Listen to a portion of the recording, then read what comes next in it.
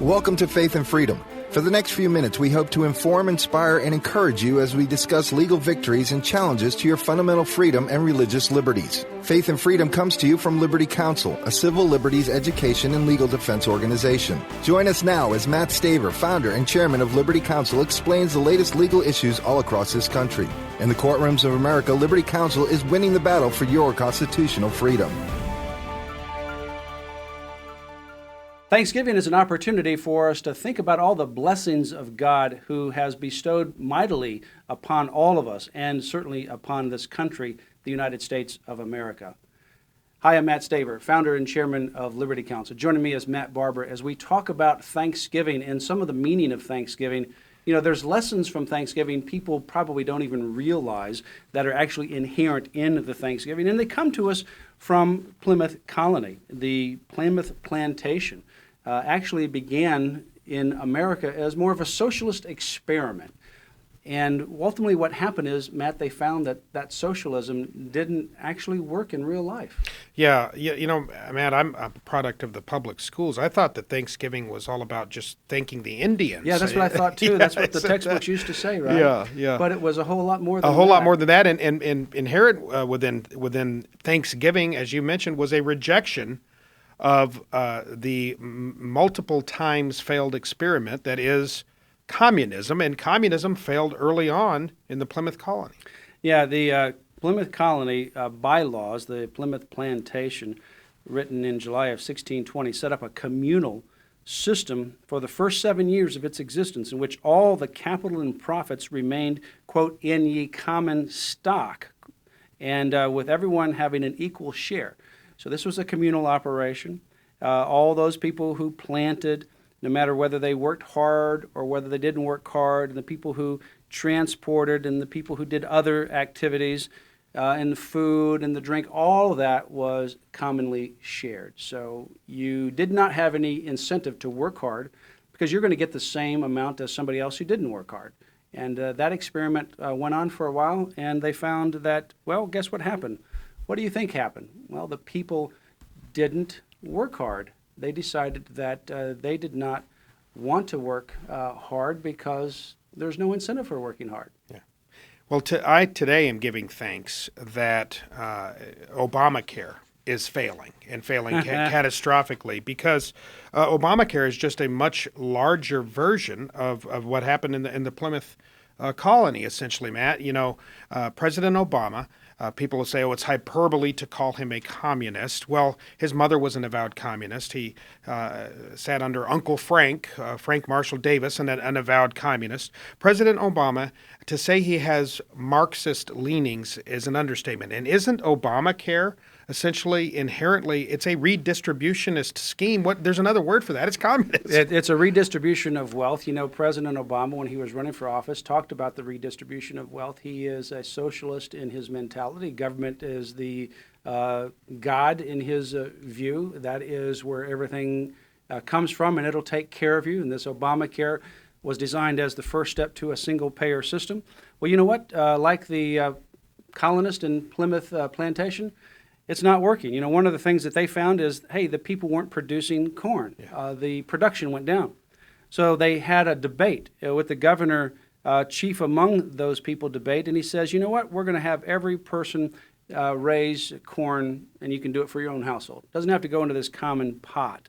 So every person was assigned a parcel of land, and they could do whatever they wanted to. And guess what happened? Well, when capitalism came to Plymouth, the women went willingly into the field, not grudgingly. They took their little ones with them. They plant corn, and they ultimately had plenty, and then they celebrated Thanksgiving.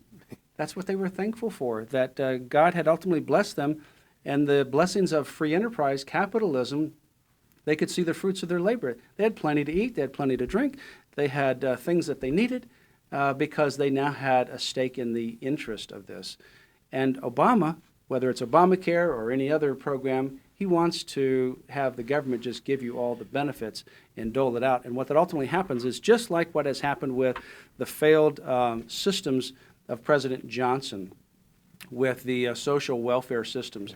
When government gets involved, and people get on the welfare system, they get trapped rather than liberated. Well, what happened in Plymouth? People thought, well, it's all going into a pot. I'm going to get mine anyway. Why should I even work and go out and do? Well, what's happening with and I keep going back to Obamacare, but because it's a great, I don't want to say microcosm, it's a macrocosm for this communist mentality that failed around the times of the original Thanksgiving.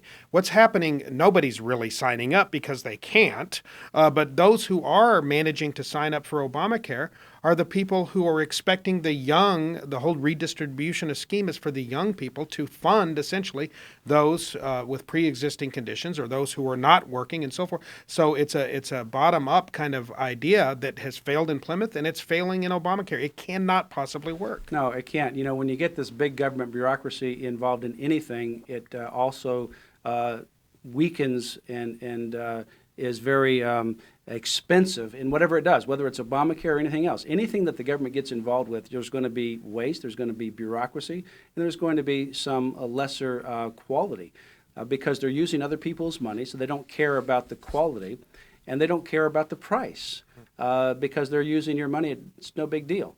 In Oregon, there are no people signed up under the exchanges. None. I mean, it's nothing. The good thing about Thanksgiving, though, is we can come together and we can be thankful for God. When we go back to the Declaration of Independence and we compare that to the French Revolution, two revolutions happening at the same time. One decided to base the revolution on the fact that they believed there was no God, and one had this radical idea that there is God and he is a creator. And as a creator, he created you and I, and he created us in his image. And as a result of that, he has, by virtue of creation, infused us with certain unalienable rights, among which are life, liberty, and the pursuit of happiness. And that government's role is a limited one, not a massive one, but is a limited one to protect those pre-existing liberties. And out of that idea that God is the foundation, he gives us liberty, he gives us life, he gives us the opportunity to succeed, and government's supposed to protect those rights, America became the best nation on the planet, became the most literate, the most powerful, the most productive, the most inventive. Unfortunately, what I am concerned about is as we move away from that Judeo-Christian foundation, we move God out of the public square and God out of our public policies.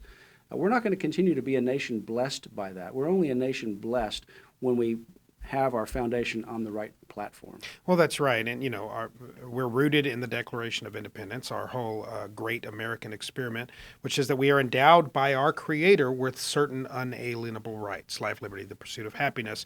Unfortunately, the communist mentality, the secular socialist mentality, the Obama mentality says that we are endowed by our government with certain alienable rights. What we believe, what God giveth, God taketh away. This president and liberals in Congress believe that what government giveth, government can taketh away. That's right, and so that's why they have no compunction about having Obamacare run roughshod over the sanctity of human life by funding abortion, run roughshod over religious free exercise by going against your religious free exercise and your Christian and Judeo-Christian foundations and values. In America, though, today, let's be thankful that God has blessed you and your family and this country with these great opportunities. But at the same time, let us also be challenged that we're going to make a difference in our community. We're living at a time when these values are under attack. I just visited Peru not long ago, and the Judeo-Christian ethic and worldview is much more strong there than it is here. And it made me long for that kind of a commonality where we can have this common dialogue around a shared worldview. Not an establishment of religion, certainly not, but the opportunity to have the free exercise of religion and to have this value system that respects and honors God, how this country was ultimately founded. I'm thankful for that, and I'm also challenged today to make a difference in my community, in my country, and even around the world. And I hope that you are challenged as well. Join Liberty Counsel as we continue to advance religious freedom, the sanctity of human life, and the family through litigation, education, and public policy. You can go to lc.org for more information. You can sign up for our Liberty Alert email and our Liberator newsletter. Also, libertycouncil.com is another website where you can sign up for other emails that will help you to be involved in activist issues around the country. And make sure that you order David Barton's book, Original Intent, a great book to read, especially at this time of year, about the founding of this country, and the New England Primer, used in American schools as a textbook. And also our Patriots Handbook series, 5 of them now: Israel, Second Amendment, the right to bear arms, religious liberty, and much more. What pastors and churches can do, all of those are part of the Patriots Handbook series. And any contribution that you give to Liberty Counsel now between now and the end of the year, December 31, will be doubled. A gracious donor has come forth and challenged anyone who supports Liberty Counsel that their gift will be doubled with a challenge grant. So go to lc.org today for your contribution. You have been listening to Faith and Freedom with Liberty Counsel. We hope that we have motivated you to stand up for your faith, family, and freedom. We can accomplish a lot when we work together. Get informed and get involved today. Sign up for our free monthly newsletter, The Liberator. We will send it out to you free of charge. Stay informed with our Liberty Alert email updates. Just click on the website at www.lc.org or call us at 1-800-671-1776. Tune in next time to learn more about your rights right here on Faith and Freedom.